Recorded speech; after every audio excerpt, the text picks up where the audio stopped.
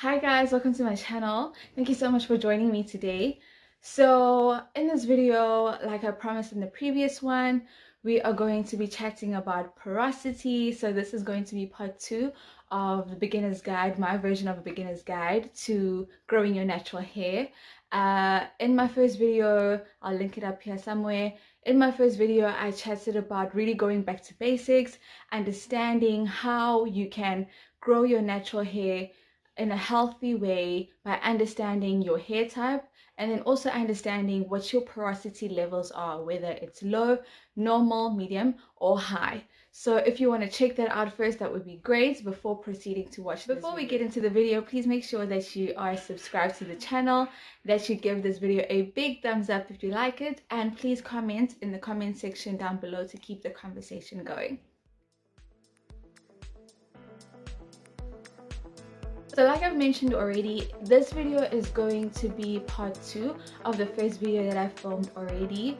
In the first video, we really chatted about what is porosity, what does it mean when your hair is low or high porosity.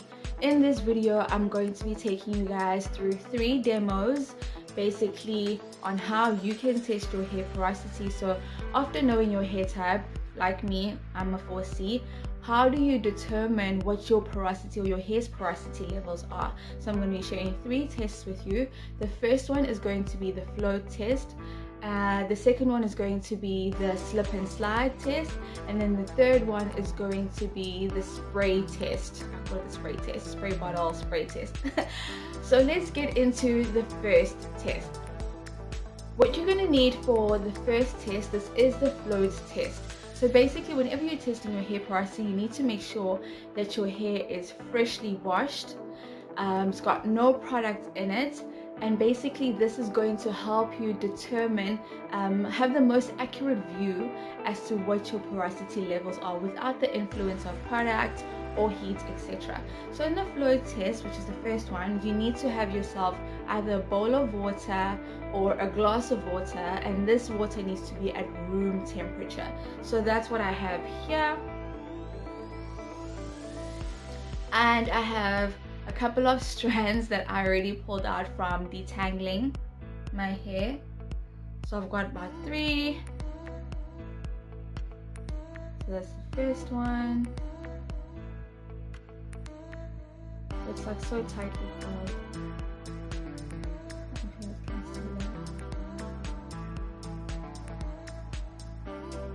So I'm gonna put that in. So I've got that one, and I've got another one here.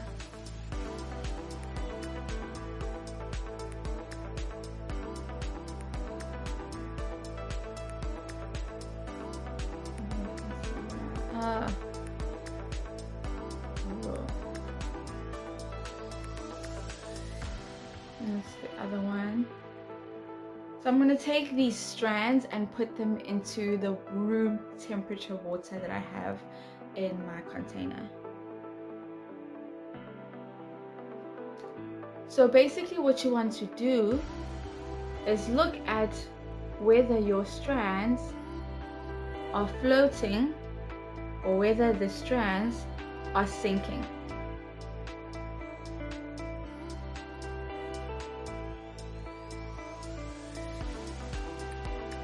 As you can see, for the most part, my strands are still floating. And that means that my hair is low porosity. So the next one is going to be me taking a strand of hair. I'm going to try and take a strand of hair. There you go. You can see that.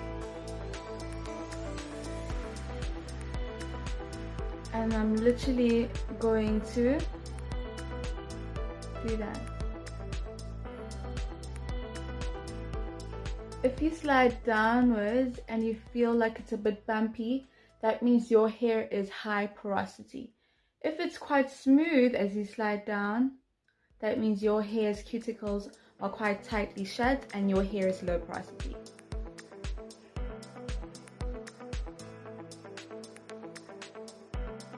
I think I actually have like low to medium porosity hair. This is like little bumps. I'm just gonna undo this and take a little bit of my hair, just a little section here at the front or something.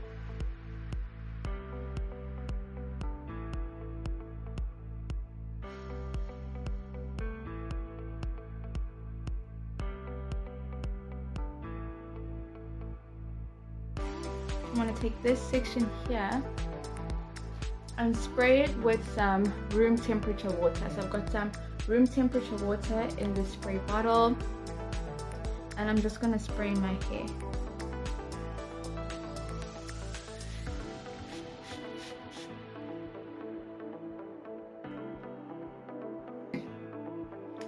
The rule is if your hair or the water that you sprayed on your hair stays on your hair, so basically you give it about 2 to 4 minutes. If it stays on your hair and it beads up like this, you guys can see anything. You can see the beads. Let me try again. I can't see. I don't know if you guys can see anything. There we go. So if you can see the beads at the top there like that, that means that your hair is low porosity. But if after 2 to 4 minutes the beads start to go away without you helping them, so without you trying to get the moisture in and massage it in, and the beads go away, that means that you are normal porosity. But if you spray your hair and about like a minute later the beads are gone, the water is gone, it means that your strands cuticles are quite open or lifted, and the hair has sucked the moisture in, which means that your hair is high porosity because literally the moisture just is sucked up immediately. So let's check.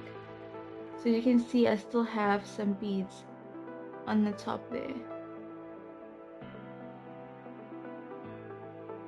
So again, proving that my hair is low porosity. I see I still have some. It's like for the most part low to medium porosity, but mainly low, I think, based on the test. Okay, so those are the ways in which you can test your hair porosity. The first one we went through was the flow test, where you're weighing your hair for 2 to 4 minutes, basically waiting for your hair for 2 to 4 minutes to see whether it's going to stay afloat, whether it's going to land up somewhere in the middle, or whether it's going to sink all the way right to the bottom of the glass or the container that you have your room temperature water in. The second test was the slip and slide test, where you take pieces or a few strands of your hair and you literally glide your fingers up and down. As you glide them down, are you feeling any bumps, or is your hair fairly smooth? And that helps you to determine what your porosity is. Like I said, if it's bumpy, you're more likely high porosity. If it's quite smooth, then you're most likely low porosity. Then the last test we did was the one where we took room temperature water in a spray bottle and sprayed it on our hair to determine whether our hair was high or low porosity, based on whether the beads of water stay on the hair or whether they were soaked straight in and the hair basically sucked all the moisture in. So now that you know what your hair's porosity levels are, it helps you determine which products are best for you. So like I said in my first video, if you are low porosity, your goal is to get the moisture in, because your cuticles are actually quite tightly shut. So your main priority is to get moisture in, because we know that low porosity hair is actually quite good in terms of retaining moisture. So how do you get the moisture in? So the first method is you really want to try and encourage your cuticles to open up, right? So in the first video, I really mentioned that heat is going to be your friend as a low porosity hair girl. And when I say heat, I don't mean direct heat from blow drying. I mean heat like greenhouse gas method, where you're actually almost encouraging heat within a confined environment. So something like a shower cap, wearing a shower cap traps the heat and when it traps the heat, it means the heat is able to circulate and create warmth basically, so that your hair cuticles start to lift slowly. This is very good for you to exercise when you are treating your hair or after your lock method, to make sure that all of the products, the moisturizing products that you've applied, actually penetrate your hair shaft. So that's the first one. The second one would be when you apply your lock method. So you would pull on your hair as you apply, and this is also what causes your coils to pop, but I'll show you guys that in my lock method video, which is also coming up. So all you do is, as you apply your liquid, which is your water or your aloe vera and water or whatever it is that uses your liquid, leave-in, etc., each stage of your lock method, your L, your O, your C, or your L, your C, your O, which is what my hair prefers, you massage it in just like this. You massage the product in, and as you massage the product in, you will find that your hair will start to pop, your curls will start to pop, because it means that your hair is actually quite moisturized, and it starts to form these coils that you see over here. Now my hair's like okay, so it will start to form these coils that you see. That's one way in which to encourage the moisture to really penetrate the hair shaft. So one, you're causing the friction, right? So opening up the cuticles, and two, it's almost like indirect heat, because the friction that the movement which causes the friction is also warming up your hair strands, which also helps them helps the cuticles to lift. The other thing that you can use is oils. There are sealing oils and there are also moisturizing oils. I know a lot of people are like, you don't use oils for moisture, oils are for locking or sealing.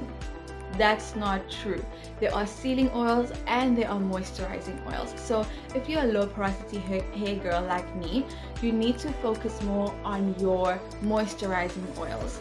Moisturizing oils are your light oils: avocado oil, sweet almond oil, grapeseed oil. Actually nice light oils that you can use as a low porosity hair girl to further penetrate moisture within your hair shaft. I have sweet almond oil, which I purchased from Discam. The other thing that I wanted to mention to you guys is, once you've moisturized your hair as a low porosity girl, you need to make sure that you seal the hair now. So you need to close that hair shaft. Cold water rinses really help with that, and also sealing oils also helps with that. So sealing oils like jojoba oil, it's spelled jojoba. Jojoba oil really helps with that, and castor oil also helps with that. But I also want to warn you guys that those two oils are quite heavy, especially castor oil. So you want to, as a low porosity girl, or even if you have like finer hair, to use them moderately, so sparingly. So like a small pea-sized amount should be fine per section. If you section your hair into like 6, for example, that should be fine to seal your hair. Focus on your ends mainly. I'm a big fan of this brand. This is another moisturizer that I use. So I'll go in with my water first, and then I'll go in with my cream. This is like a cream. It's called Nilotica. It's from Nilotica. Nilotica's Creamy Collection Daily Hair Lotion. It's rich and creamy. It's also got light moisturizers that protect hair from dryness. So this is a good alternative also to use within your lock method. Another product that I incorporate within my wash care routine, especially when I'm not using shampoo. This is the Tresemme Botanique Moisture and Replenish Co-Wash. It's got it's in a nice big 750 ml size, so great value for your money. It's got 0 parabens, 0 dyes, 0 sulfates. This is also another favorite that I use within my wash routine. Please let me know which video you guys would like to see first. I've got 2 videos that I'm thinking of filming in the next week.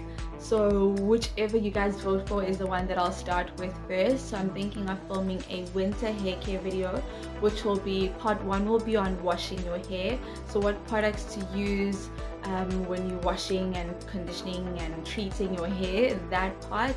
And then also part 2, which is moisturizing your hair. So what does that part of your lock method for winter, what does that look like? So that's the one part of the video, or one option. And then the other option is also looking into which products you need to invest in as a natural, or someone that's looking to go natural, or reviving your hair journey. What are the must-have products? So 2 video options: winter hair care routine, or the must-have products for you going natural. Let me know which one you guys would like to see first.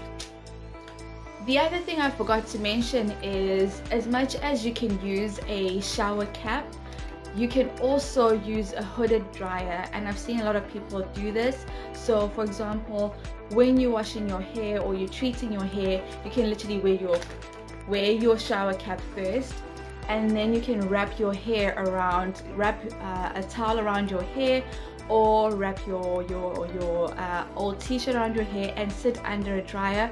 Or you can also get hooded dryers from like Take-A-Lot. Macra, I think, also sells hooded dryers where you can just literally wear them and keep them on for like 10 to 15 minutes to help encourage your hair shaft to open up, so that all the moisture and the goodness that you put in your hair can actually really penetrate and moisturize your hair. Okay guys, that's it for this video. I really hope you enjoyed learning further about hair porosity and how to test it. If there's anything else that you'd like to see from me, please let me know in the comment section down below. Don't forget to vote for the next video, whether you want it to be hair care must-haves, so natural product must-haves, or if you want to see my winter hair care routine. Please vote in the comment section down below. Thank you so much again for all the love that you show me. Until next time, mwah, God bless.